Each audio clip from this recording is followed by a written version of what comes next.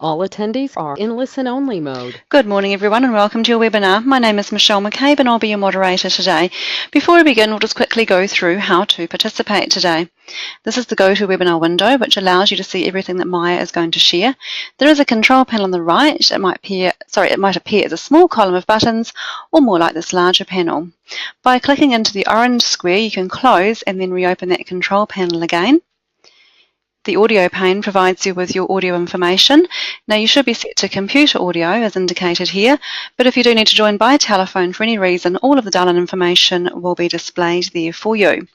Hopefully too you've also had the chance to print out the workbook that was emailed out, but if you haven't, we have made it available and you can download it directly via the software as indicated here. Now, in terms of any questions you may have, you are welcome to ask these at any point during Maya's presentation this morning, and the way that you do that is to type your question into the question pane as indicated, hit send, and I'll read them out in the order that they come in at. Alrighty, so your presenter this morning is Maya Nova. Maya Nova is a mindfulness trainer, coach and speaker with over a decade of experience working with people from all walks of life, helping them to regain clarity and balance and integrate mindfulness into their everyday life and work. Maya has worked with government organisations, businesses, community groups and individuals to help them achieve greater levels of productivity, well-being and happiness. Some of her clients include the General Management Team and the CEO of Nestlé New Zealand, Sovereign, Tower Insurance, Leadership New Zealand, Auckland's Council, TVNZ, Glastonbury Barristers and Solicitors, and the Sustainable Business Network, among many others. Righty-ho, so this morning Maya is going to be presenting to us on the subject of 10 Mindfulness Strategies to Reduce Stress 2017. So without further ado, over to you, Maya. Good morning. Good morning. Good morning, everyone. Thanks so much for taking the time to be with me here today.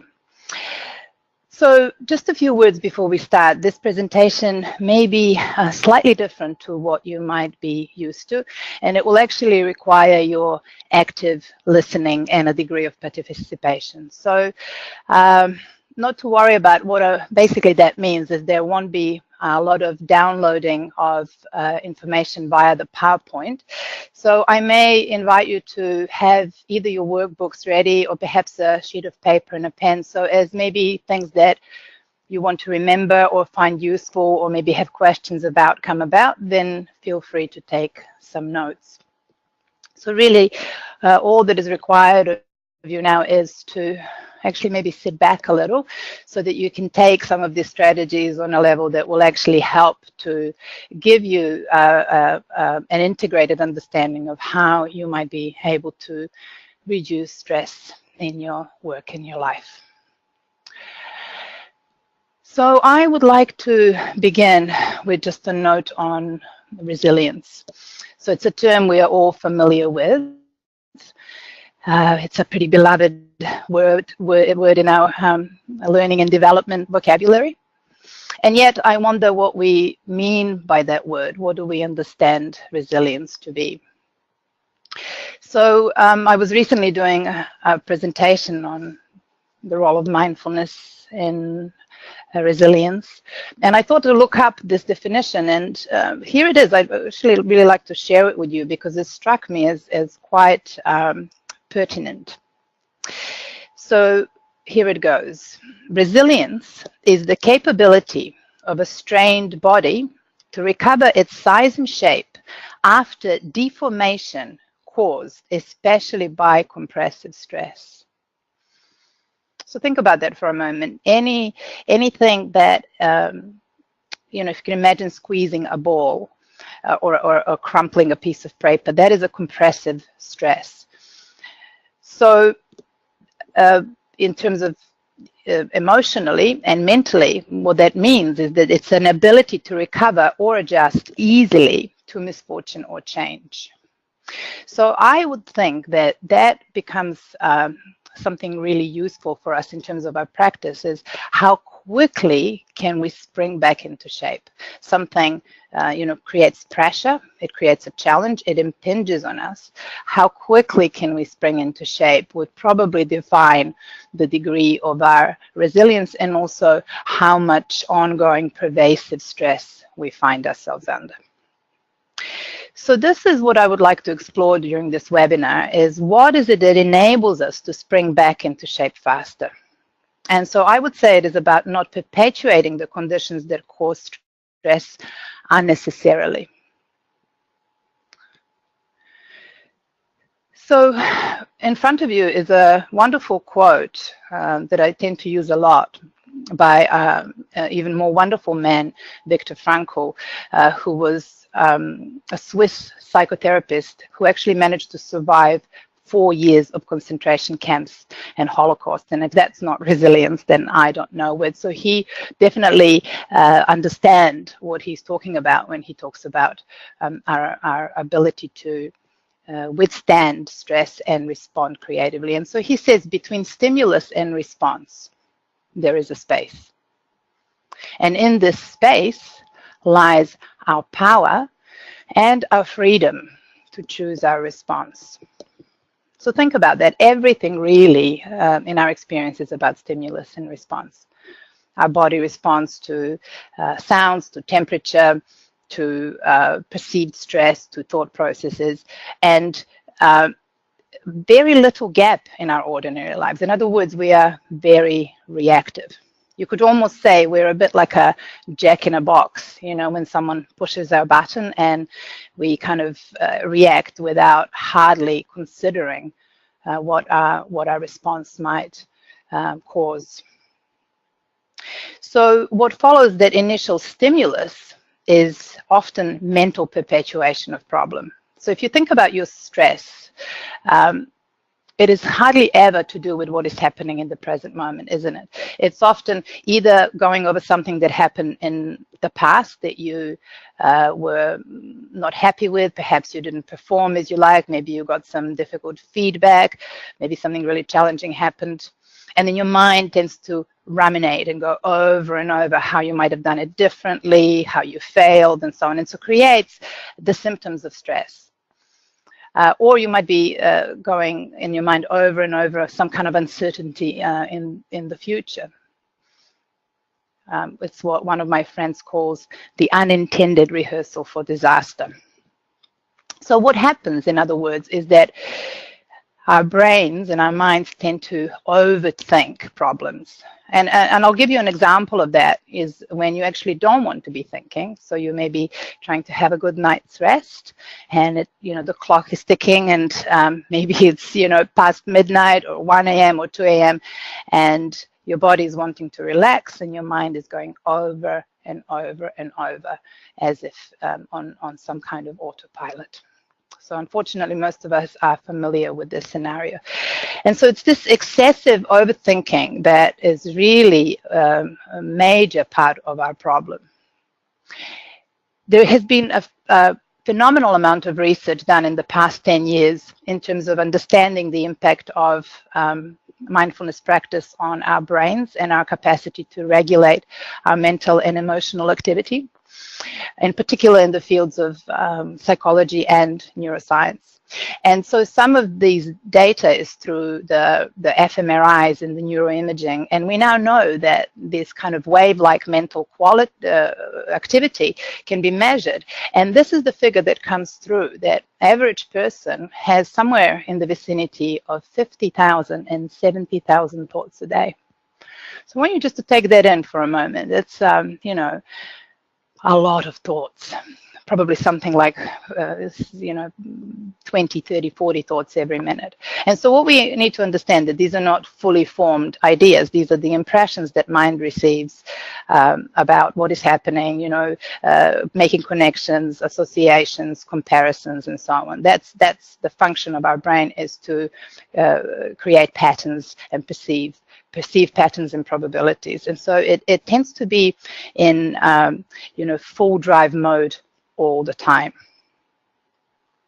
So if these thoughts were wonderful and creative and helpful and insightful thoughts, that would be great. But unfortunately, as you know, majority of our overthinking has what we call the negativity bias.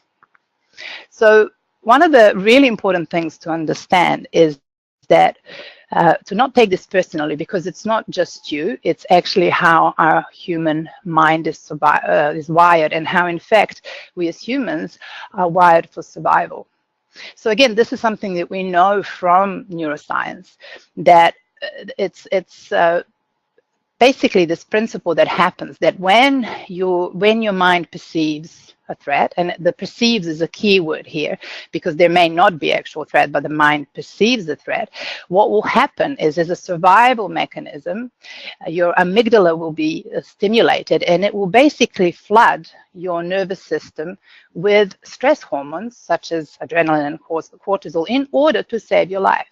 So you have to understand that even though we have evolved over the last few thousands of years, the way our basic physique and our neurological wiring and our nervous system is built is not different in a huge way from what it was like when we were hunter-gatherers. And at that time, there were very definite and real dangers in front of us. So our bodies and our minds are designed to act really fast in order to save our lives. So your amygdala will pump stress hormones into your system very fast, and that will, in turn, enlist the either fight, flight, or freeze response. So when there's nothing happening around you and you notice yourself, maybe you have received an email in your inbox, or you're about to go and have a difficult conversation, and you notice yourself displaying some of those fight, flight, or freeze symptoms, you know that you have been hijacked by your amygdala. So the danger is, in other words, not real. It is happening in your mind. So this is a key understanding when we begin to understand the role that mindfulness plays in stress management, is being able to notice and observe our experience rather than helplessly react. So this brings me to this first strategy of today. And this recognition can go a long way to diffuse some of the urgency that we feel around our thoughts. So this recognition is about that thoughts are not facts, not all of them, certainly. So by the very nature, if you're thinking about something that hasn't happened yet, because it hasn't happened yet, it cannot possibly be a fact. And yet you find yourself affected in a way as if it was really happening, as if it really is like that. So that's very important, is that we need to find a way to begin to challenge our perceptions, challenge the thoughts that cause stress. Because again, I need to invite you to check whether this is true in your experience. You need to really ask yourself, where does the stress come from? Does it really come from the outside in the way that it appears to?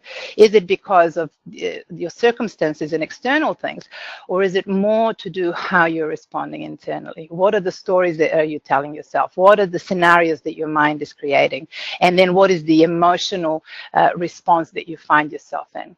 In other words, these are afflicted states that arise because the mind is projecting images and stories. And your body, like I said earlier, with your amygdala overactivity, has no way of knowing what is true and what isn't. It simply responds to threat. So it becomes very important to be able to, first of all, begin to catch some of these thoughts and know that this is what is going on, and then to challenge them. So I'll give you an example what it's like when we are fully absorbed in some kind of catastrophic thinking that's causing us to feel stressed or exhausted or inadequate. It's a little bit like being in a dream. So I want you to remember, maybe last time you woke up and you remember the dream that you had. When we are dreaming, we don't know that we are dreaming, right? It's a very vivid experience. It feels incredibly real. And it's not until we wake up that we are able to reflect. We have a bit of space. We have that gap between stimulus and response, and we can say, oh, that was just a dream. And the moment we name it as a dream, it doesn't have any power over us, because we know that's a dream, and we can let it go and we can move on and be free from the impingement, that pressure that the dream, especially if it's a nightmare, is causing. So we don't do the same with our thoughts. And this is part of, how we have been brought up, part of our culture, part of our upbringing. We put a lot of energy into cultivating our minds, our thinking capacity, and that's really good and well. There is no problem there. The problem happens when our thoughts become obsessive, compulsive, and we don't actually know anymore how to press the switch off button. So in other words, it's a bit like having a power tool, an incredibly powerful instrument. Imagine a chainsaw, for example, that's running all the time without you being able to press and turn it off. It's a little bit like that, this very powerful engine room that's generating thoughts that has kind of gone into an overdrive and doesn't know how to switch off. So this very simple 4-question inquiry can be very, very helpful to disarm some of the charge that these afflictive thoughts and emotions carry. So I'm going to ask you now, and this is what I meant when I asked for your active participation. I want you to just take a moment. Maybe if you want to use your pen and paper, you could try and write it down, but otherwise just you can reflect on it. I want you to think last time when you had a stressful thought, and see if you can write it down in a very simple language, like, sometimes I say 5-year-old language, really basic. It's not going to work out. They think I have failed. They're upset with me. This is never going to change, right? So take a moment now and see if you can verbalize that thought.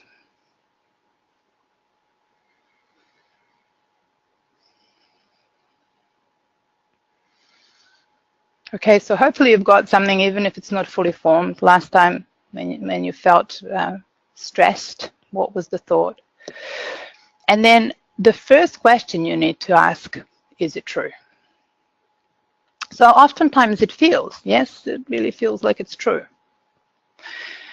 So therefore the second question is it absolutely true? In other words, is it a fact? Is it 100% accurate?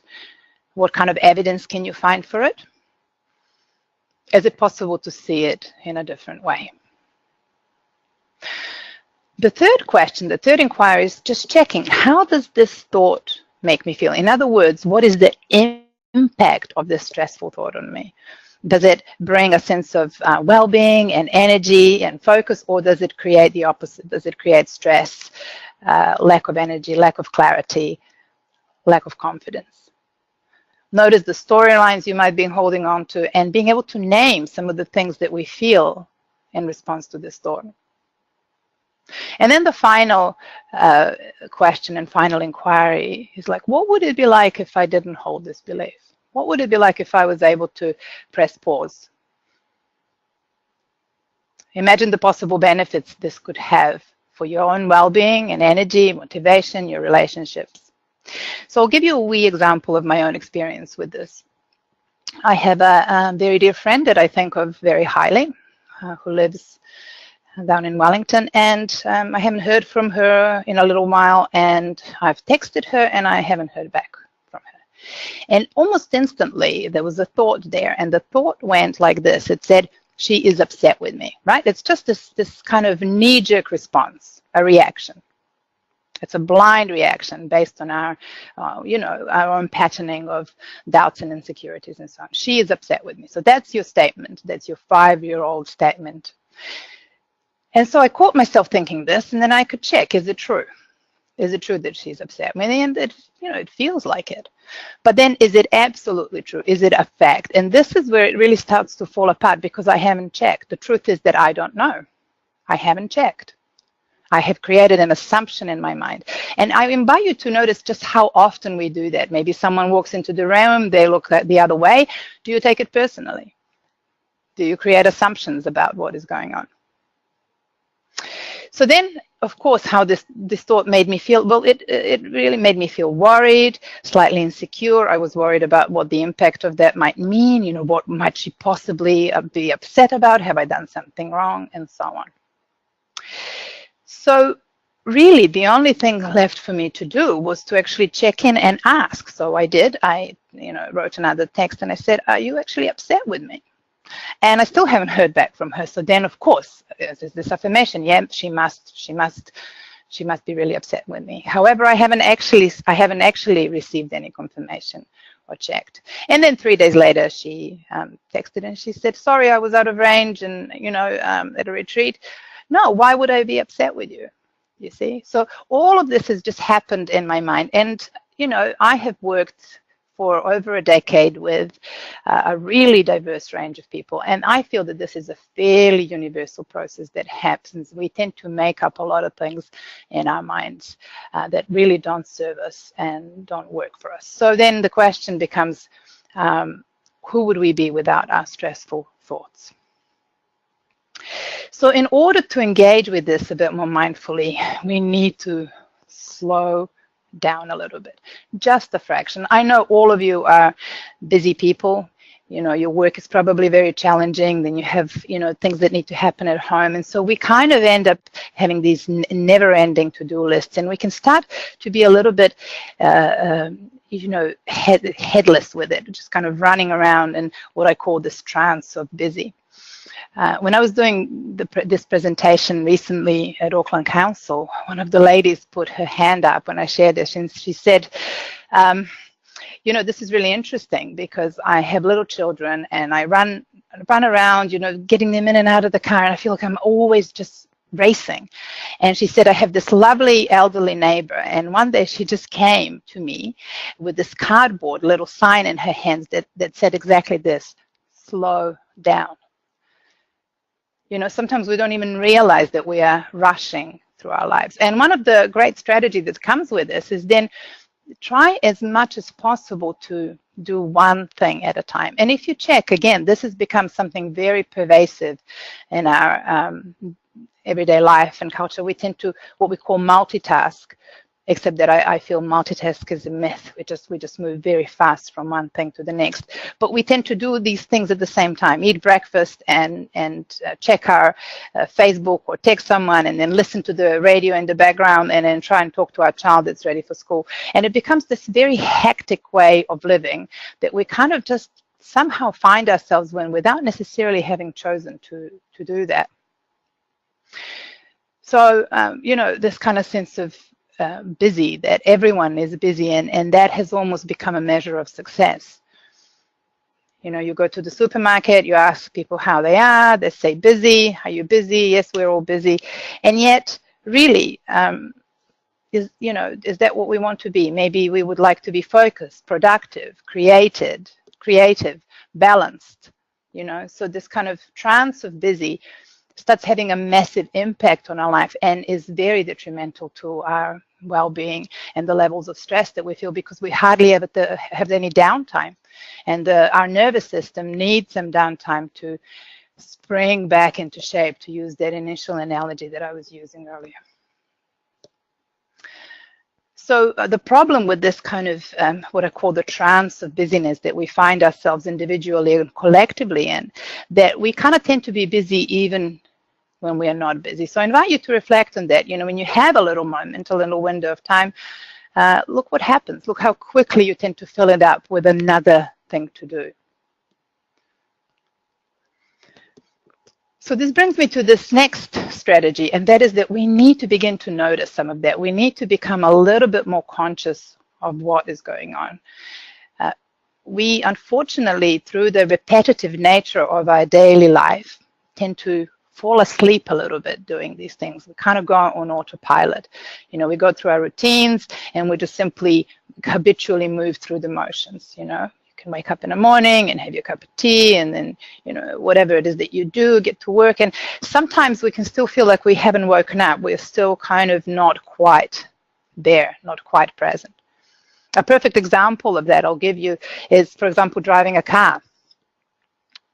When you've driven a certain route more than 20 times, you don't, have you noticed that you just, the body is doing one thing on autopilot and the mind is somewhere completely else, to the point that sometimes it's a little bit frightening. You have to ask yourself, wow, how did I even get here? And it's something that in mindfulness language we call continual partial attention. So what that means that we're never really fully there. We're only just partially there. And again, that impacts on the quality of our lives.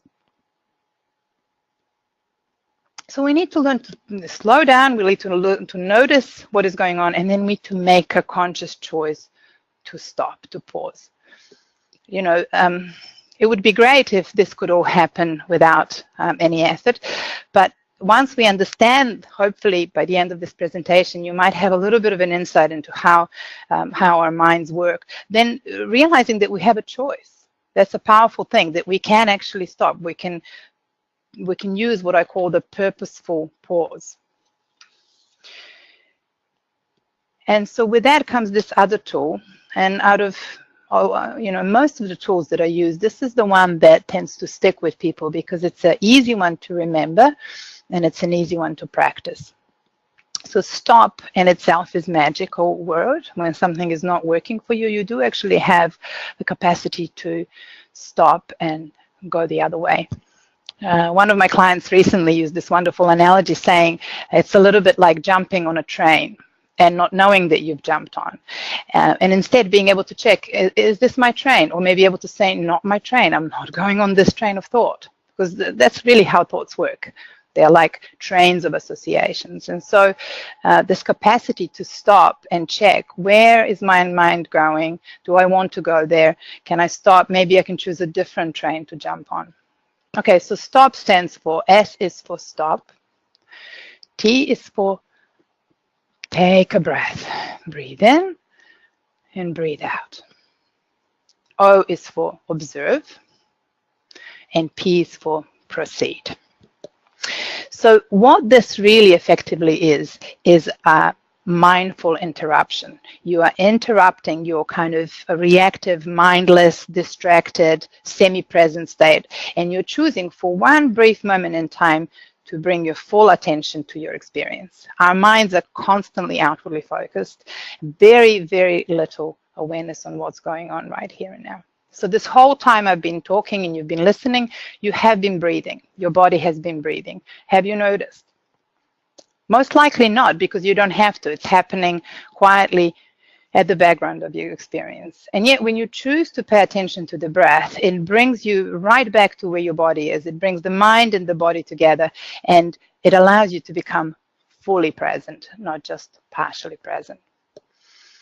So I'll give you an example of one way that this could be used is we all drive cars in Auckland. It's kind of how it is. If you are elsewhere in the country, you probably drive cars as well.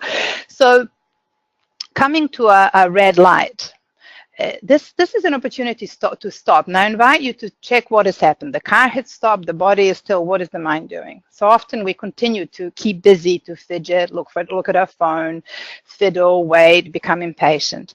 And instead, the opportunity could be to stop, take a mindful breath, breathe in and breathe out, and engage.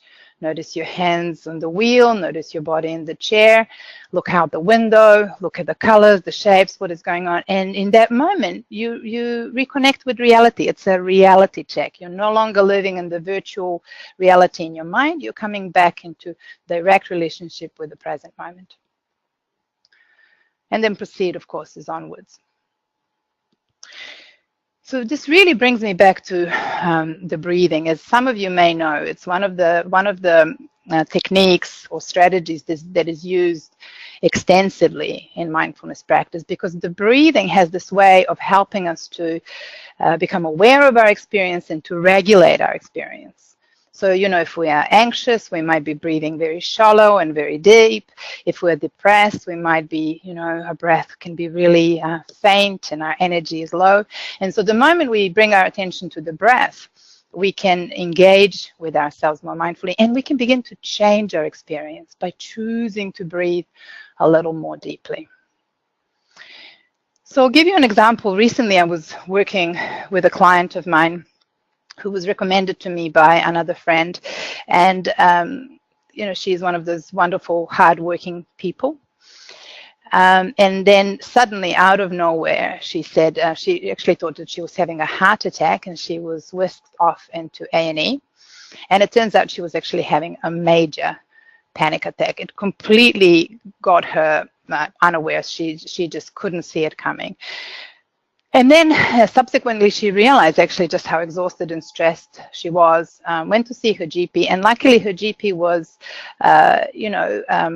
quite progressive. And she said, well, look, why don't we try something? I will take your blood pressure, we'll do a short 5-minute mindfulness meditation on breath, and then we'll take your blood pressure again just to see if anything has changed. So she has given me the permission to share this story because I think it's really useful to know just how well this can work in such a short span of time, and that we don't always have to resort to medication. Sometimes medication is appropriate, but there are a lot of times when we can be helping ourselves if we know how. So anyway, her first reading was 147/102. Her GP guided her through a very basic mindfulness of breathing practice, calming down, breathing out slowly, and within 5 minutes, probably less, her pressure went down to 132/86. So 147/102 down to 132/86 within a space of less than 5 minutes. So I'm going to invite us all now. You don't have to do anything other than what you're doing, just be as you are, but I'm going to invite us to take 3 deep breaths together so that you can just notice how that feels. So let's take a deep breath in, and then breathe out slowly. So as you take a deep breath in, really allowing your chest to fill up with air, expand. You can feel your rib cage moving apart. Pause a little, and then allow yourself to let go. Really let go on the out breath. Relax your shoulders, soften your face. Let go of some of that habitual residual tension that you carry in your body, as we all do. So nothing personally wrong. This is just what happens. Okay, let's do that together one more time. Take a deep breath in. And out. Breathe out slowly. So this slow breathing, we again know from neuroscience, is what helps to calm down and regulate our nervous system. So sometimes if you want to practice this in your own time, remember, stop, notice yourself, notice the stress symptoms. This is another one of the strategy that I shared, noticing, then choosing to stop, to press pause, and then just do that. Just come to 3 breaths, 5 breaths. You know, there's some truth in that old truist saying, take 10 breaths before you react. Press pause before you fire off that email or fire back an unskillful response to someone. Go and stand in front of the window, look out, take 5 breaths, calm down, and then proceed, respond. So we're coming down to you can probably see by now that this is all about our ability to pay attention. So it's something that we do on purpose. It's a choice. We do it in the present moment, and we do it without judgment. So this is really what mindfulness is all about. Mindfulness is literally about paying attention in a particular way, on purpose, in the present moment, and without judgment. And it is literally like a muscle. It's something that we choose to do again and again and again until we become better at it. At the moment, we're probably not very good at it just because it's so easy to become, like I talked earlier, busy, mind identified, rushing about. And so we forget this very, very simple fact that we can stop and we can engage with our experience in a more conscious way. So I want you to look at that picture for a moment and maybe just ask yourself, who would you rather be? In my experience, everyone would rather be the dog rather than the poor tortured person that's just trying to have a nice walk on the beach and then look at what the mind is doing. It's that excessive, isn't it? Continuous problem solving, worrying, unintended rehearsals for potential disasters, mind trying to keep you safe so that you can survive. And really, it's all good and well, but it's actually not helpful. No amount of worrying has ever caused any real outcomes. It just ruins your day. Strategic, clear thinking does, but worrying doesn't. It produces no good results. So the good way to start, and I always share this when people come in particular to do longer courses with me, start by being curious. Just begin to, in small ways in your daily life, take interest in your experience. You know, we get so, like I said, our focus is so much on what's outside of us. And a lot of the time, because of that, on what we can't control. Stress always happens when we feel out of control. And so anything that's out there really is not within our control. We can't control the weather, we can't control the traffic, we can't control what the markets are doing, you know, we can't control other people. And so the more we dwell on things that we can't control, the more out of control we feel. And of course, the more stressed and overwhelmed. So one thing that you can do something about, that you can control, is yourself. So become curious, start to engage with it. Begin to investigate. Which also brings us to this next strategy, and that is that we don't have to take things quite so personally. You know, instead of just blindly reacting and making assumptions, we can begin to engage with things a little bit more mindfully. In other words, you know, instead of making up stories, we can learn to let go a little bit of holding on to things and just let's say, okay, well, let's see how this is. You know, this is all just really human conditioning is we all had anger and jealousy and tiredness, but we're not we're not a flawed person. That does not define who we really are. So lightening things up a little really helps. And so, of course, you know, brings us to this. It's a very good question, you know, that gets asked again and again and again, in particular in the field of positive psychology, and that is, can we be happy on purpose? Is happiness just something, or well-being or contentment, something that, you know, happens to us only when the external conditions align, which, if you check, is not that often. There's always something challenging that's happening out there. Or is it something that we can cultivate on purpose?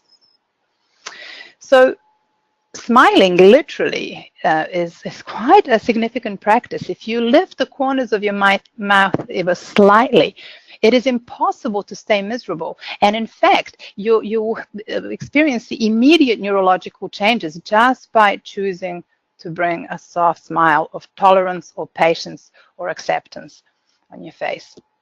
And one way to activate this on purpose is, instead of allowing the mind to be in this kind of habitual mode of glass half empty a lot of the time, you know, what I talked earlier, and what we call the negativity bias, is to choose to on purpose pay attention to things that are not wrong in our lives. And if you check, there is plenty. There are so many things that we can be grateful for. And choosing to focus on the things that are working for us, that are positive. Even going the next step sometimes, and, you know, instead of having a host of worries and doubts and insecurities in our mind, is actually choosing to say something positive and affirming to ourselves, you know, just like a friend would. We need to learn to coach ourselves a little bit internally. Don't worry, we all talk to ourselves anyway, so we might as well say something positive and reassuring. So, you know, think about thoughts that bring a sense of relief, that make you feel at peace. And you will notice that thoughts are almost instant. If you think a negative thought, it will have an impact on the mood of the moment, even your day. And if you start your day with even just one positive thought, you might find that it might affect the quality of the moment. So again, you know, the thing with mindfulness is, it can all look like, sometimes it can look like fluffy stuff. But if you actually put some of these strategies into practice, you will really be surprised by the results. Mind is a very interesting thing, very powerful, very suggestive thing that really powerfully influences our experience. And so the last thing I want to share with you is, it really is about practicing. You know, once someone said, if mindfulness was a pill, everyone would take it because everyone would want to experience the good results. Everybody would want to be, calm, relaxed, focused, sleep well, not suffer from excessive thoughts that cause suffering and doubts and worries. And so, unfortunately, it's not that effortless. Like anything in life that's worth it for us, we need to put a bit of effort into it. So today is just an introduction. It's phenomenal amount of resources out there in terms of, if you're willing to learn more, to practice. You're welcome to go on my website, which will be in your notes and it will crop up later to see what I offer. But there are a lot of other people who offer this, and a lot of online resources that you can use. So before we end our webinar today, and I want to thank you for being attentive and to listening, and hopefully taking some of these things on board to try later, and I really do invite you to try them. I would like to invite you now to do a very short practice with me. We're only going to be here for a few minutes. You don't have to do anything special. You can be exactly as you are. But I will now just invite you to, we're just going to together see how we can bring our wholehearted attention into the present moment. So the only way that you can be fully aware of this moment here and now is through your senses. You don't have to think about it. You look around you. I want you to just look around you and notice 3 things that you haven't noticed before, whether they are shapes, colors, the quality of light. So paying attention, noticing new things is equivalent to mindfulness. So now you may want to just for a moment close your eyes over lightly, if you're comfortable that way. If not, doesn't matter. Just take a deep breath and relax into your body. Notice the sensations in your body. The tactile sense is another sense door. Just feel your body where it's connected to the chair, where your feet are. Take a deep breath in, and as you breathe out, try and relax. Sit back a bit in your brain. Allow your shoulders to drop away from your ears. Relax your face. Allow yourself to take 3 mindful breaths, relaxing into your chair, into your body. Breathing in and breathing out, just paying attention, being here and now. No problem making, no past, no future. The mind goes quiet when you give it something to pay attention to in the here and now. The breath, the sensations, the sounds. As you're mindfully breathing and feeling your body in the here and now, I want you just to see if you can notice the sounds around you. Just notice how there's layers of sound. Maybe at first it's quiet, and then you'll notice a sound. And maybe another. Try now just listening without commentary, without opinions, just being quiet and listening.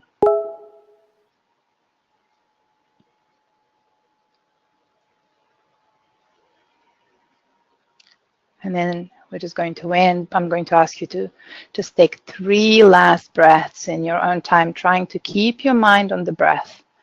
Don't let it wander. When it wanders away, just say, not my train, not now.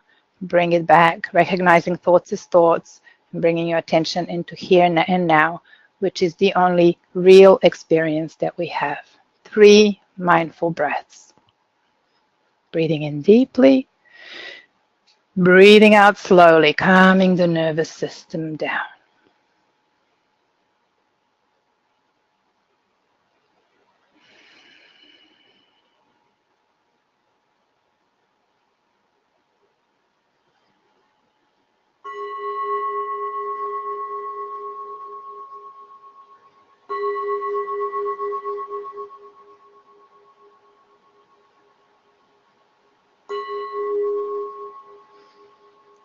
So slowly, you can open your eyes. If your eyes are already open, then just soften your gaze for a moment. Take your time. Just notice, how do you feel?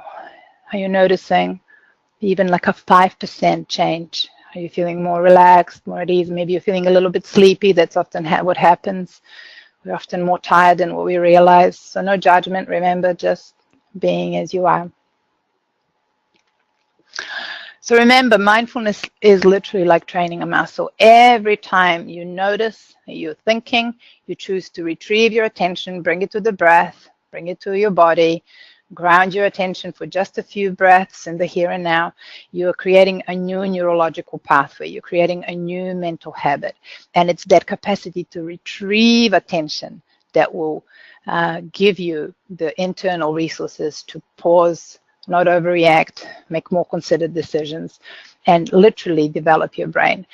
Research now shows that even 3 days of intensive practice can increase the density of the gray matter, reduce the blood flow into amygdala region of your brain, which is the reactive region, and bring more mental energy and activity and blood flow into the prefrontal neocortex, where you make rational decisions, creative decisions, and respond consciously and creatively to the circumstances of your life. There are many known research evidence-based benefits of practicing mindfulness, and you can have a little bit of a read through the list in front of you.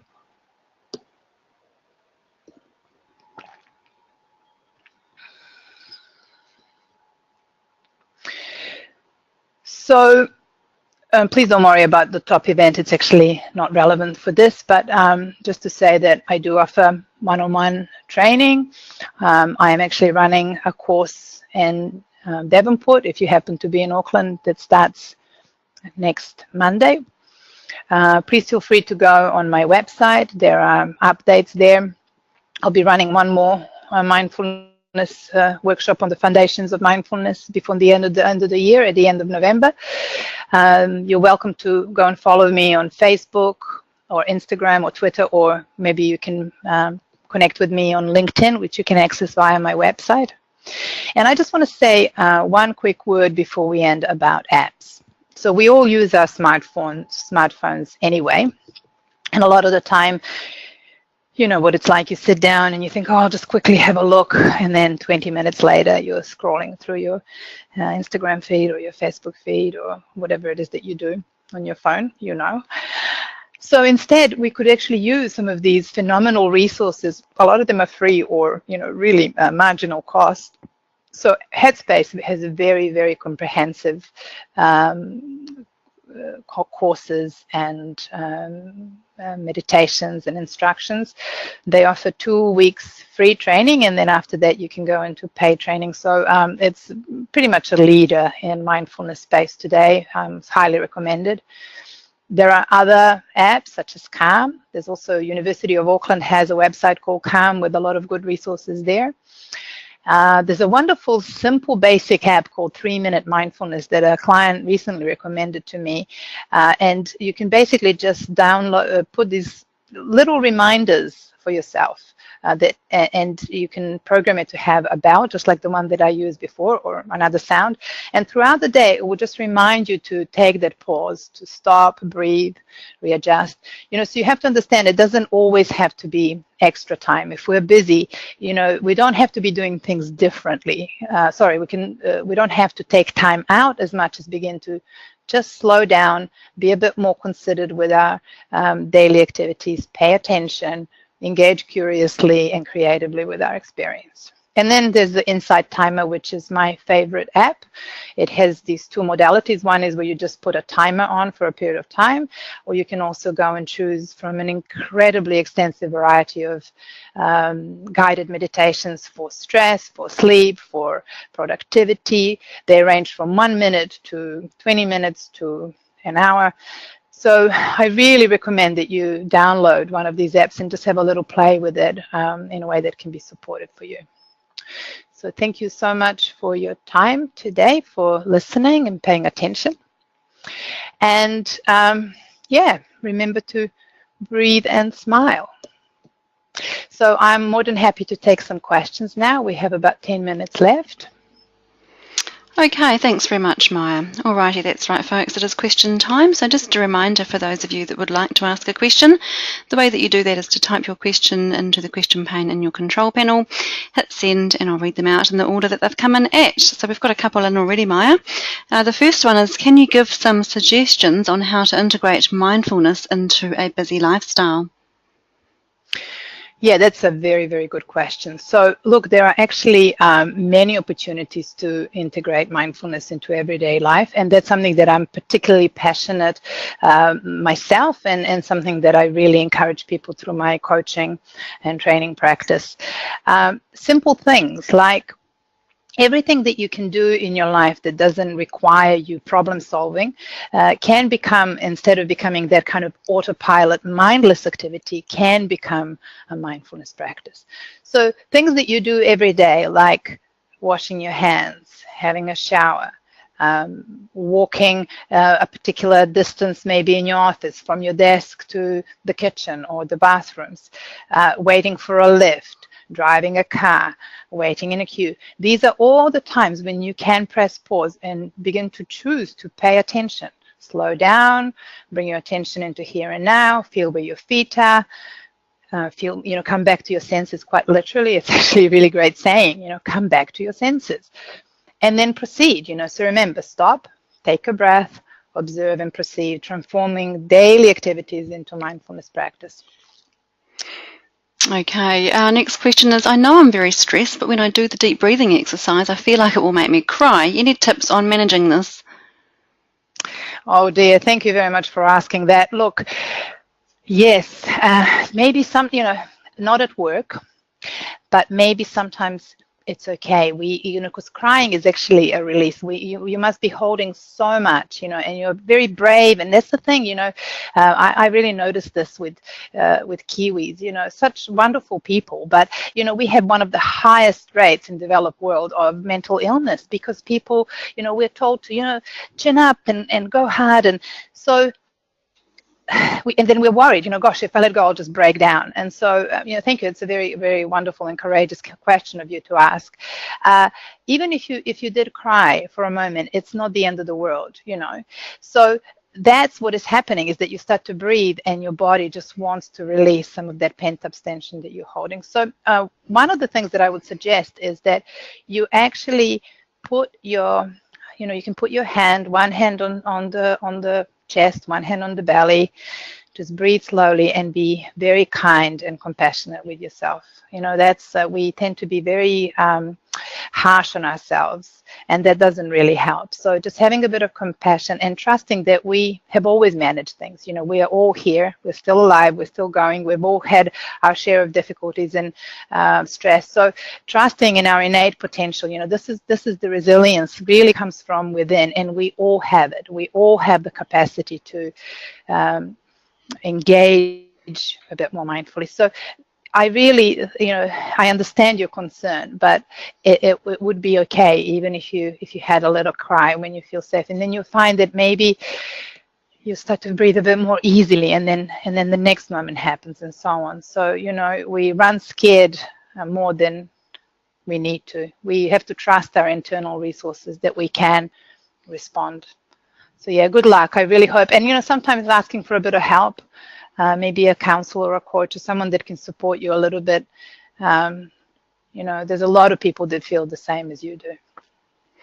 Okay, thanks, Maya. Right, we must have a few mums out here in our audience today because the next few questions relate to children. So I'm going to wrap up two questions into one here for you, Maya. So first of all, do you run courses for children, and how do we encourage mindfulness in children? Great question. And look, there's actually currently a lot of work done, particularly in UK with a program called .B, where they're trying to actively bring mindfulness into schools. In America, there have been trials where, in particular in problem schools, mindfulness has been introduced with great results. I have done workshops before. I am not at the moment, however, I do work one-on-one with children sometimes. Sometimes using the good old Google to see if there's something in your area. You can just type in, mindfulness for children, look what comes up. One thing that I can recommend that you could start off immediately is an app called the Smiling Mind. So you can try and find that, Smiling Mind. It's a free app. And depending on the age of your child, it comes in a few different modalities. So there might be one for under 5s, and then I can't exactly remember, but like 5 to 7, and then for teenagers. And it's an Australian company, but it's very good. And it is a very wonderful, simple ways to, in a playful, creative way, give children an experience of practicing. I used to do this a lot with my kids when they were little. Instead of reading, sometimes, I would read a book or sit with them, but sometimes I would do a little practice where I would guide them through their body, and maybe we used to do these little playful things like thank our hands for drawing and writing, and thank our feet. This is for little children in particular, for playing and so on. So for teenagers, it's a little bit different. We all know this is one of the most fraught times in our lives, and they really need it. So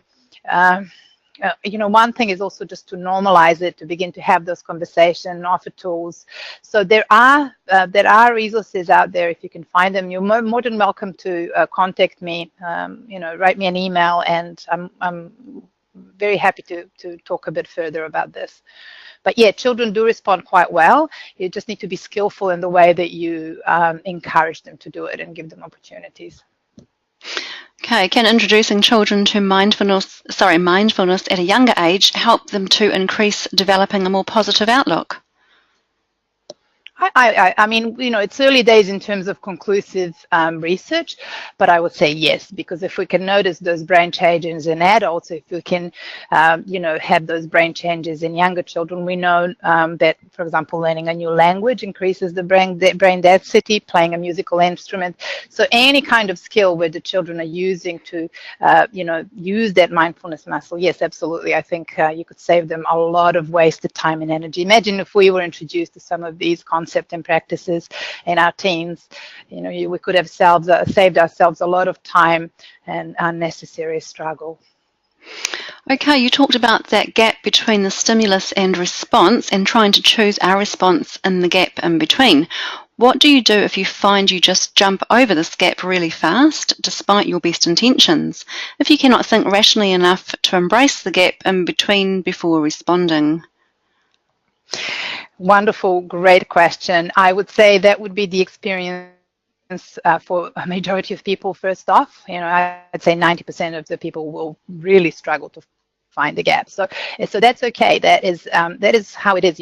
That's where that kind of 50 to 70,000 thought effect really comes in, and you realize that that's actually quite true. It's hard to find that gap. So your question was quite long. Michelle, could you just read it out again for me? Yep, sure thing. So you talked about that gap between the stimulus and response, and trying to choose our response in the gap in between. What do you do if you find you just jump over this gap really fast, despite your best intentions, if you cannot think rationally enough to embrace the gap in between before responding? Right. Okay. So there's two things to your question. The first one is running over the gap. So that's kind of that's that habitual, pervasive overthinking.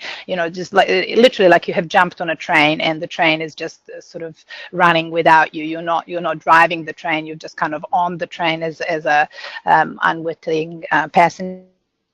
So that's kind of how the thinking mind thinks. So that's where the strategy is. Everything that I shared with you is actually to be practiced. You need to begin to notice when that is going on. Breathe, retrieve your attention, bring the attention to something in the immediate vicinity, look out for something in front of you, touch something, engage your senses, in other words.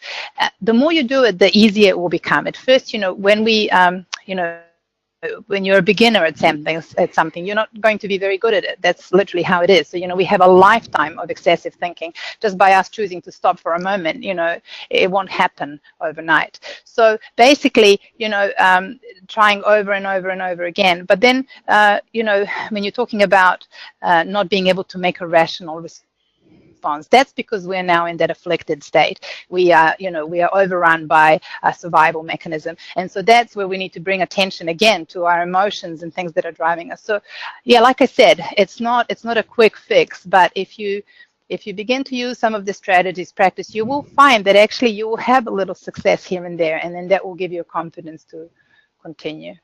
Okay, I great think stuff. that's probably all the time that we have. Thank you. Thank you for Yes, your that's great correct. questions. So that was the last question, actually. So thank you, Maya, for your presentation this morning. Also, too, don't forget, folks, about placing feedback. We do encourage you to do that. As you exit the webinar, there will be a little pop-up that comes up, and that is the place that you can jot down any feedback, and we do appreciate you doing that for us. Also, too, don't forget about CPD. For those of you wanting to claim, you do get the opportunity to note down all the names of your attendees today, and everybody that has attended is eligible to claim CPD for just the one connection. So thank you to all of you for your attendance. We trust you have enjoyed today's webinar, and we look forward to catching up with you again next time at CCH Learning. Thanks very much, and bye for now.